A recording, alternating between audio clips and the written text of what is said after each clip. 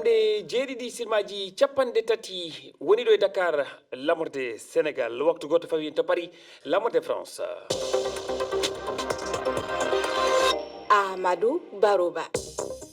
tedduɓe heeɗiɓe refi fulfulde jamala wale mon bisimilla mon eley kabaruji ɗi e oɗo alkamisa to Côte d'Ivoire coggo kilo kakao waɗama temedde ɗiɗi e buuɗi capanɗe nayyi kalis CFA ko jagorɗo halfinaɗo ndema nantini oɗo kabaru hanki ɗum ustima e nde dabbunde tokosere fodde capanɗe joyyi e jeeɗiɗi e nder temedere kala so yerodirama e coggo kilo kakao ko ƴettano e lewru sappo wuro faltidu nden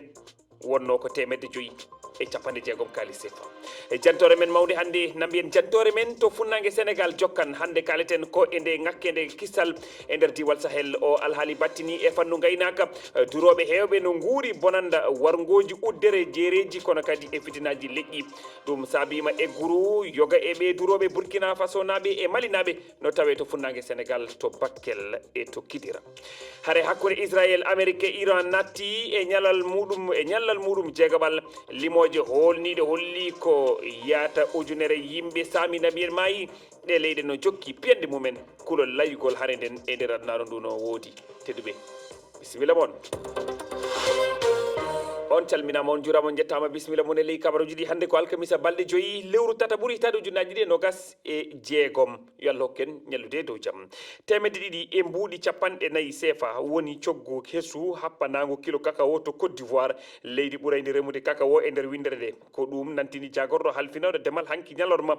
e ngu coggu ɗo remayɓe ɓen hendoto dabbude tokosere ɗe ɗum no ustori fodde capanɗe joyyi e jeeɗiɗi e nder temedere kala coggu arano ngu ko ƴettano e lewru sappo ɓuru ko wonno temedde joyyi e capanɗe jeegom kalis CFA Abdoulaye Diallo e nder tumbodiral makko e jeydiyankoɓe ɓen jagorɗo halfaɗo demal ngal Bruno Nabanye Koné yettini kumpital ngal e hoore mettuɓerde makko o qirriti wonde ko feere sattude ni. Cette décision, je peux vous le dire, mi andina on wona e beelam ɓernde min ƴettiri nde feere ko heɓɓore sattude wonande musidɓe men tentinire mayɓe kakao ɓen meɗen faalananoɓe ka ɓuri ɗo kono hiɗon andi ko fewndi kon ka luumo windere. vous avez vous-même tous suivi l'évolution du prix international. coggu kakaoje ɗen ɗuytori embere capanɗe jeego e nder temederewel e nder nde hitande yawtunde ɗulle ka wonno kilo goto temeɗɗe joyi e mbuɗi capanɗe jeego yilditike ha wonti mbud temeɗɗe ɗiɗi e capanɗe nayyi ka dabbunde tokosere ɗo fuɗɗinde e alati yawtunde. Ousmane Diomonde fagguduyankojo holli wonde ngol ɗuytagol coggu no holli wonde leydi ndin hino weeɓiti fota e ittu watture fewndinde ka luumo windere. Le prix Beauchamp est administré et construit. coggu happago ngun no yowodiri e coggu ngun ka luumo windere